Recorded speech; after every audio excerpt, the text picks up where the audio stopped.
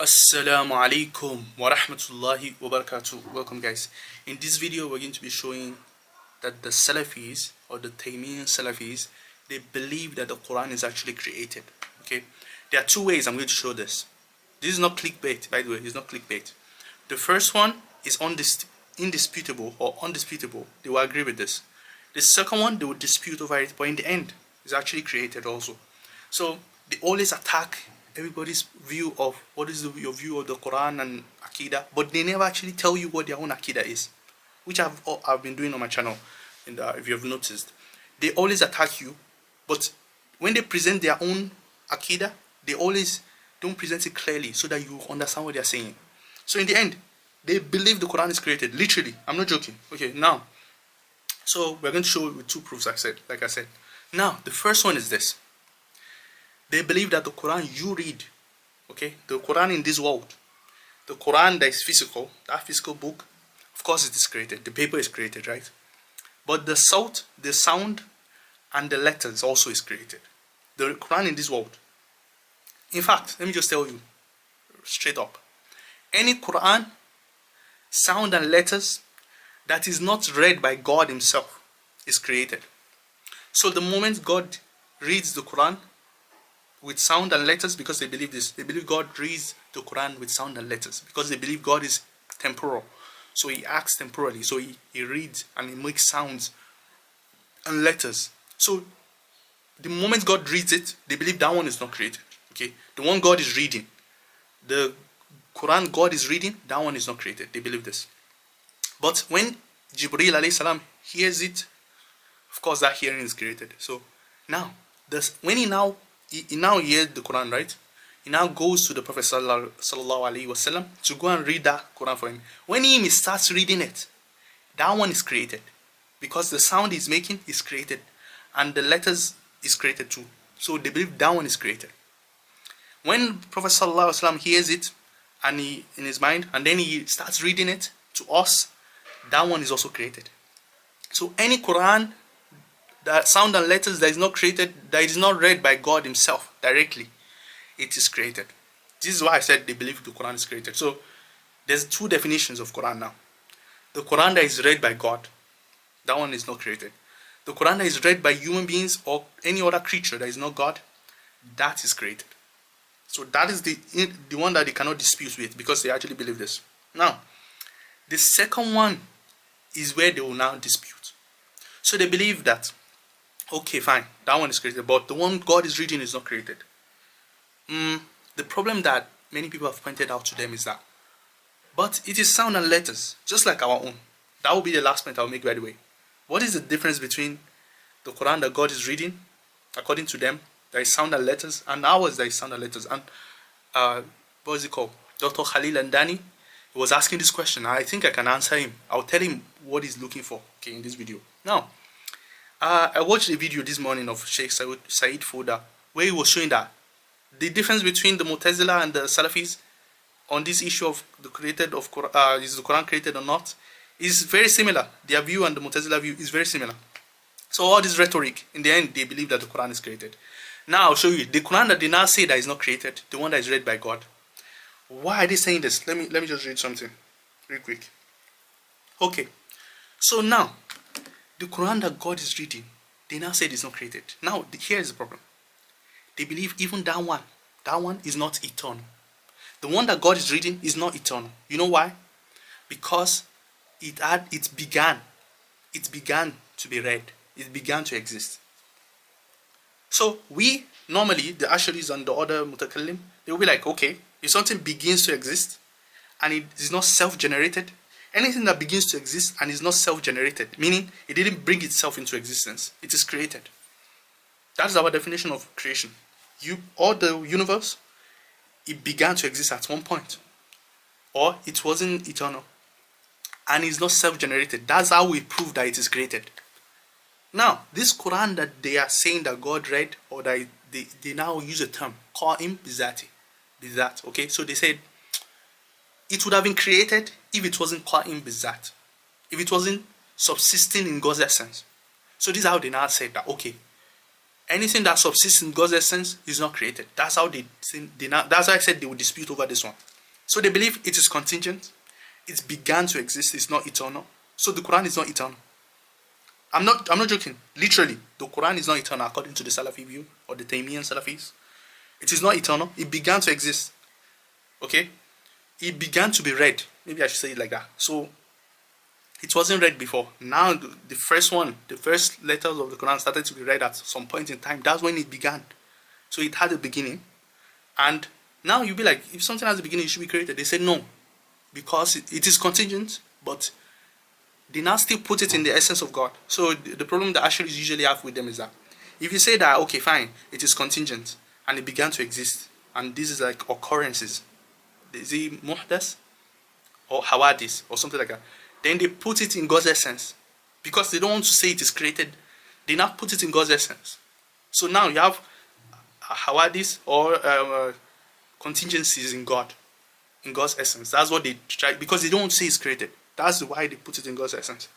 Now, that is the second view. For us, it is created because anything that began to exist and is not self-generated, meaning it didn't bring itself into existence, then it is created. That's our view. So, by that definition, this Quran that you say that began to exist and is not self-generated, it has to be created. And that's the problem. This is why I said in two ways they believe the Quran is created. The first one is that any Quran that is read that is not by God, maybe by Jibreel alayhi salam or Prophet sallallahu alayhi salam or the Muslims afterwards, that one is created 100%. 100% they believe is created. Then the one that God read, that one they say is not created. But if you look at it deeply, you realize that it's actually created too. But they would dispute over this, that okay, it's contingent but not created.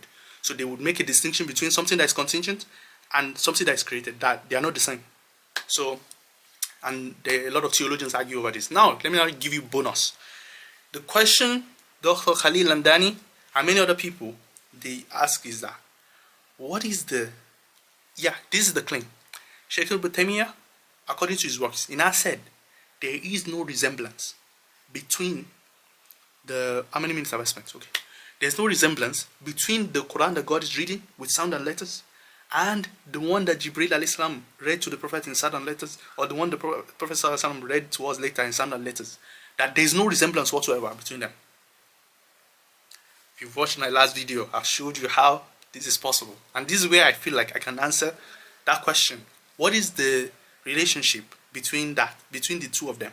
Is it not sound and letters? Qul Allahu Ahad? Is that not what will be read and then will be passed on exactly? Now, if you watch that video I made about nominalism or tashbih, or how they think that they can avoid tashbih, you will see that in that video I claimed that, I told you that there is no resemblance between any two things.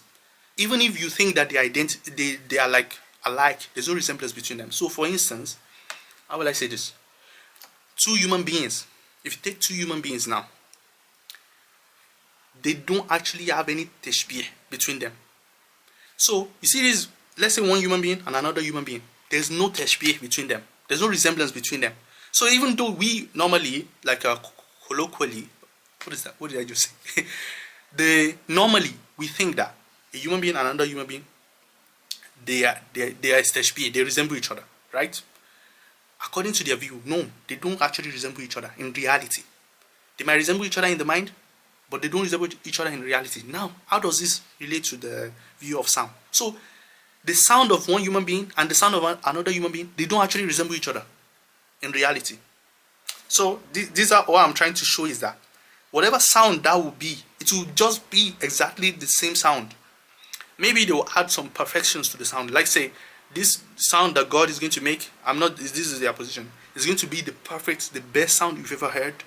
And of course it's not created. They believe it will not be created. Not because of itself, but because it's calling with that. That's why it's not created. And now it's going to resemble normally. They resemble each other. So don't be thinking about some kind of sound and letters that you don't know. It's exactly the one you know.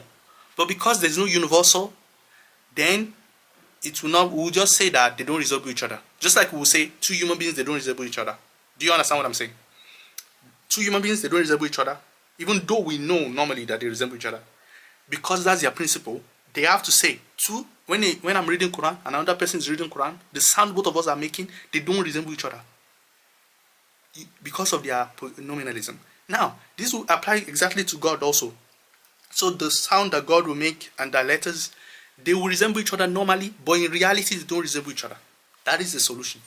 Because I already saw how they did this with the uncreated hand. So if you're asking what is this uncreated hand and a created hand, what is the difference? Or uncreated sound and a created sound. The uncreated part is just because it's calling bizat. That's how they try to avoid anything being created. So once it's calling bizat, they think they've done the job. But the resemblance question is a different one. The answer to the resemblance question is that there is no ontological sharing in reality. Ontological sharing does not exist, so two sounds can never be identical. Since two sounds are not identical, in another video I'll actually make this. I'll show you how it seems to be that they are saying any two identity, A is A is not B. So A is not identical to B. Therefore, there can never be any ontological sharing between, in reality anyway, or extramentally, between A and B. Whatever similarity you think is only in your mind. So I feel like this is the solution to that question. And what do you guys think about this? Have you ever heard them explain their view like this? And by the way, I'm not even strawmanning their position. I've showed you that the first one they will agree. When you're reading the Quran, is created. The sound you're making and the letters, they are created because you are reading the Quran and you're a creature. You are not God. But when God is reading it, it's not created. That one they cannot dispute. So in that sense, there's Quran that is created, there's Quran that is not created, according to them. The second one is when they say it's contingent, or it began to exist, but they put it calling bizat. I'm not strawmanning their position. This is exactly what they believe. And because it's calling bizat, that's why it is not created. But we can show that it is created. That's why I said I objected to the second one by making an argument that I disagree with this.